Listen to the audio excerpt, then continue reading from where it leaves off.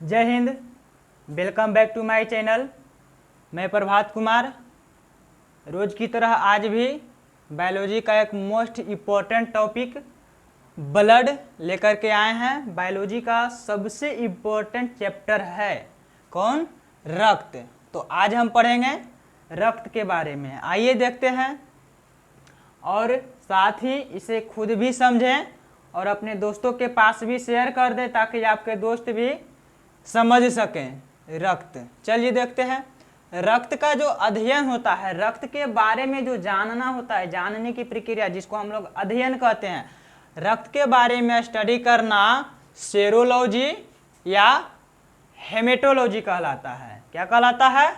Serology या haematology कहलाता है। और रक्त एक प्रकार का तरल संयोजी ऊतक है। क्या है? रक्त एक प्रकार का तरल संयोजी ऊतक है और साथ ही ये हमारे शरीर का सबसे कोमल ऊतक है। क्या है? हमारे शरीर का सबसे कोमल ऊतक है। कौन?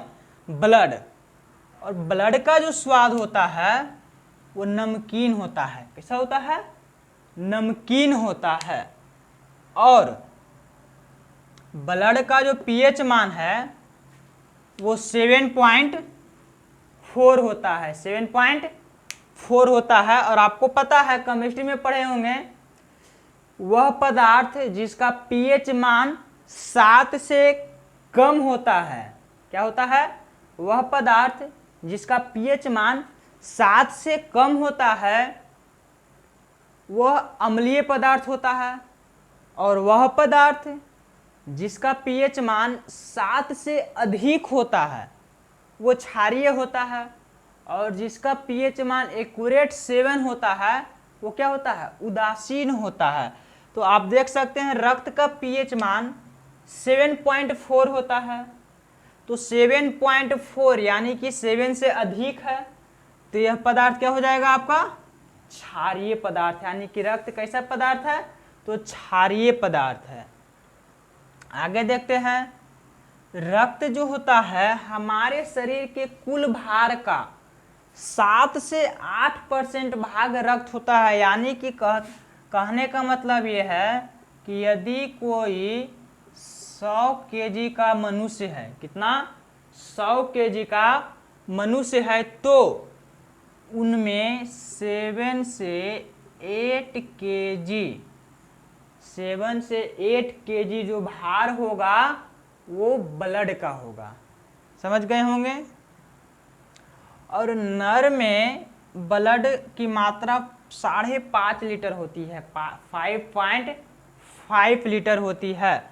और मादाओं में 5 लीटर।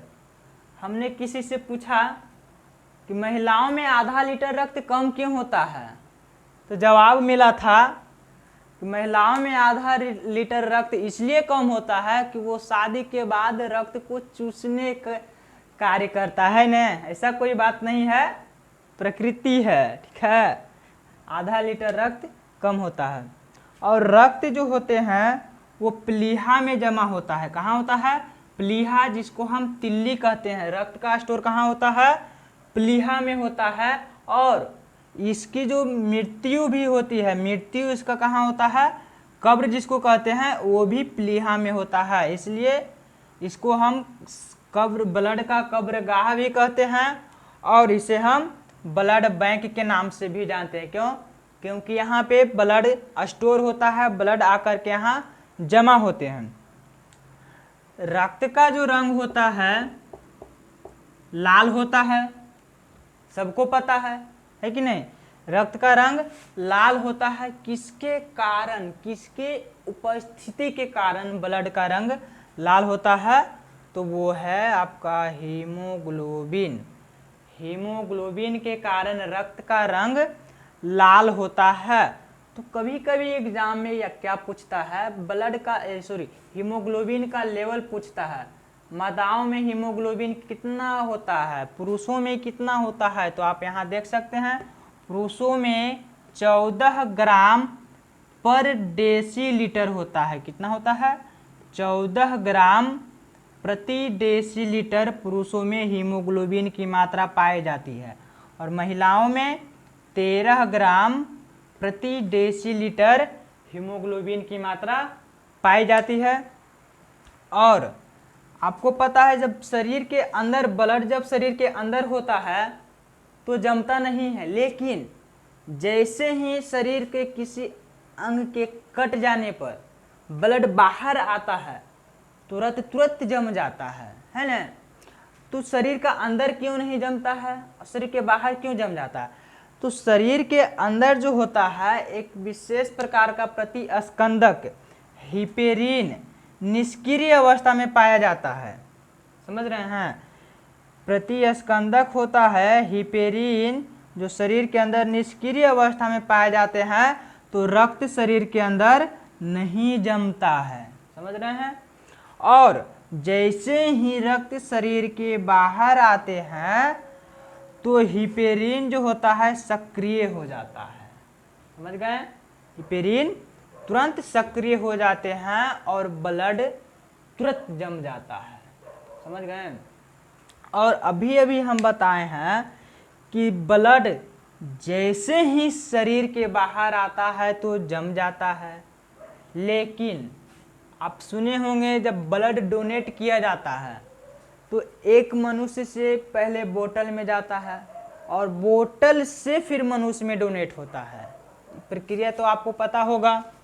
तो जब शरीर से निकल कर के बोतल में जाता है तो वहाँ से जब निकलता है तो वहाँ पे ब्लड क्यों नहीं जमता? सोचे हैं वहाँ पे ब्लड क्यों नहीं जमता? तो वहाँ विशेष प्रकार के एंजाइम की उपस्थिति होती है, जैसे CPD, ACD और EDTA। CPD का मतलब होता है साइट्रेट फॉस्फेट डेक्सट्रोज और ACD का मतलब होता है एसिड साइट्रेट डेक्सट्रोज। EDTA का मतलब होता है इथाइलिन डाईएमिनो टेट्रा एसिटिक एसिड।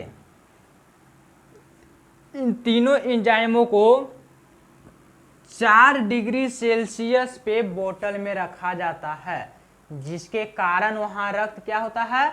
नहीं जमता है।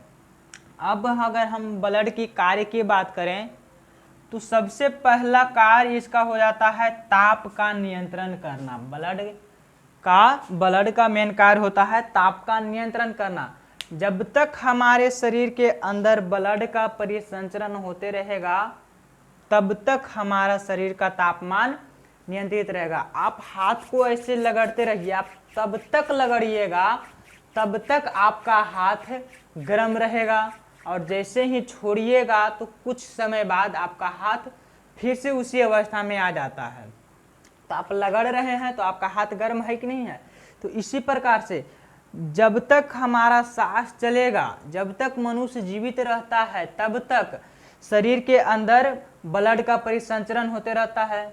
तो परिसंचरण होते रहता है, उसी की वजह से हमारे शरीर का तापमान नियंत्रित रहता है। तो सबसे पहला कार्य इसका हो जाता है ताप पर नियंत्रण करना। दूसरा क्या हो जाएगा? पोषक पदार्थों का परिवहन करना। आप भोजन करते हैं, दवा लेते हैं, तो दवा में क्या होता है? विशेष प्रकार के विभिन्न प्रकार के पोषक पदार्थ होते हैं जो आपके शरीर के लिए लाभदायक होते हैं। समझ गए? और क्या होता है? गैसों जैसे कार्बन डाइऑक्साइड, ऑक्सीजन का परिवहन करना। आप जब सांस लेते हैं, सांस लिए तो कार्बन डाइऑक्साइड, ऑक्सीजन गया, कार्बन डाइऑक्साइड आया, तो जब सांस लेते हैं तो ऑक्सीजन यहाँ पे क्षमता है, तो हमारे शरीर के विभिन्न भागों तक पहुँचता है। ऑक्सीजन किसके द्वारा पहुँचता है? तो वो ब्लड के द्वारा पहुँचता है। ब्लड के हीमोग्लोबिन के द्वारा शरीर के विभिन्न कोशिकाओं तक ऑक्सीजन को पहुंचाया जाता है। ठीक है? और कार्बन डाइऑक्साइड, शरीर की विभिन्न कोशिकाओं में कार्बन डाइऑक्साइड की मात्रा अगर कहीं पे होगी अशुद्ध रक्तों में, तो अशुद्ध रक्त शिरा द्वारा हृदय में जाता है, वहाँ पे शुद्ध होता है। फिर वहाँ से कार्बन डाइऑक्साइड को फेफड़ा में, फेफड़ा से फिर बिगा जाता है। तो इधर से कार्बन डाइऑक्साइड भी किसके द्वारा पहुंचता है, तो रक्त के द्वारा पहुंचता है। अगला देखें तो उत्सर्जी पदार्थों का परिवहन।